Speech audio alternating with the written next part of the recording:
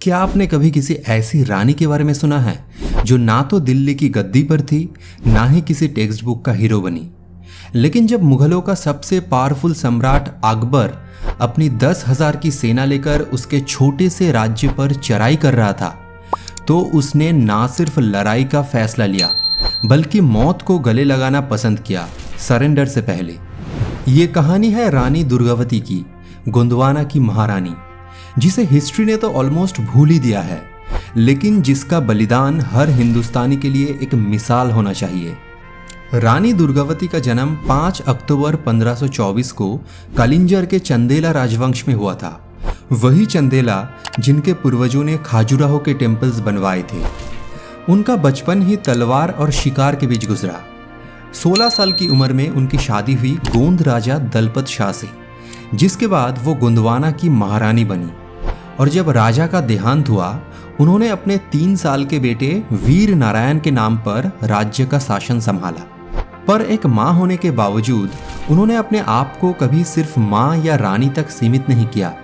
वो खुद राज्य का हर डिसीजन लेती थी, पॉलिटिक्स और युद्ध दोनों में एक्टिव थी।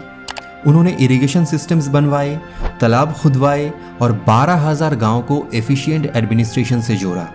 लेकिन उनकी परीक्षा तब शुरू हुई जब 1564 में अकबर ने अपना जनरल अशफ खान को भेजा गोंदवाना पर कब्जा करने के लिए। अकबर का एक्सपेंशन प्लान था मलवा के बाद साउथ की तरफ बढ़ना, और गोंदवाना उस रास्ते में पड़ता था।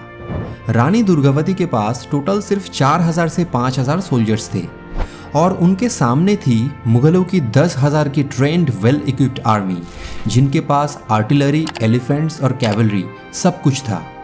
इतना ही नहीं, उनके पास स्पाई नेटवर्क और मॉडर्न वार टैक्टिक्स भी थी। पर रानी दुर्गावती ने क्या किया?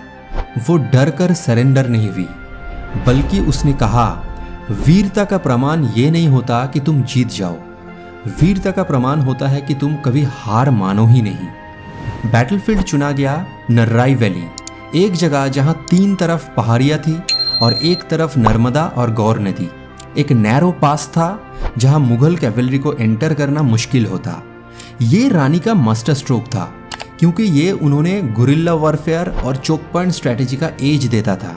वो खुद अपने हाथियों में से एक सरमान पर बैठी थी, हार के डर के बिना अपने सैनिकों के साथ लड़ रही थी। उनका बेटा वीर नारायण भी उस जंग में था और 3 बार मुगलों को रिट्रीट करने पर मजबूर किया।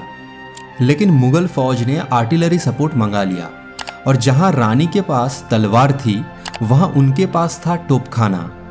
युद्ध चालू रहा सुबह से शाम तक, और रानी की जख्मी होने की खबर फैल गई। तब उनके मिनिस्टर ने कहा, चलिए पीछे हट जाइए, पर रानी ने मना कर दिया। उन्होंने कहा, मैं जीवित रहूंगी तो वीरता की कहानी अधूरी रह जाएगी, मुझे वीर गति चाहिए, शरण नहीं। और जब उन्होंने देखा कि उनका कैप्चर होने का खतरा है, तो उन्होंने अपने खंजर से खुद की जान ले ली, ताकि मुगलों के हाथ उनका अपमान ना हो। 24 जून 1564 को रानी दुर्गावती शहीद हो गई, लेकिन उसकी कहानी यहीं खत्म नहीं होती। उसकी मौत के बाद भी उसके सेनापतियों ने मुगलों को रोकने की कोशिश की।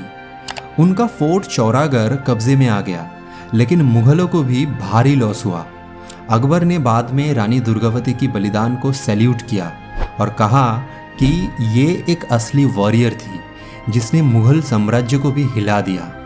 ऐसी तारीफ किसी मुगल शासक के मुंह से किसी एनिमी के लिए बहुत रेयर थी। आज भी जबलपुर, जहां से ये कहानी जुड़ी है, वहां उनकी याद में बनाया गया है रानी दुर्गावती विश्वविद्यालय, रानी दुर्गावती म्यूजियम और एक ट्रेन, दुर्गावती एक्सप्रेस। पर सबसे बड़ा सवाल ये है, क्या आज के स्कूल बुक्स में उसका नाम लिखा गया? क्या हमने उसके सैक्रिफाइस को उतना याद रखा जितना हम फॉरेन एम्परर्स को करते हैं? रानी दुर्गावती ने दिखाया कि एक औरत सिर्फ पॉलिटिक्स या पैलेस में नहीं, बल्कि बैटलफील्ड में भी मुगल एम्पायर जैसे महान शासक से टक्कर ले सकती है।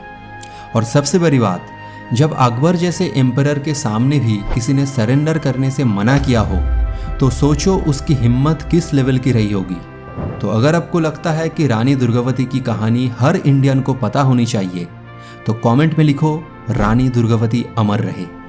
और अगर आप चाहते हो ऐसी ही भूली बिसरी असली थ्रिलिंग कहानियाँ, तो देश की असलियत चैनल को सब्सक्राइब करो। यहाँ मिलती है आपको इंडिया की वो कहानियाँ जो हिस्ट्री बुक्स में ढूंढने पर भी नहीं मिलती।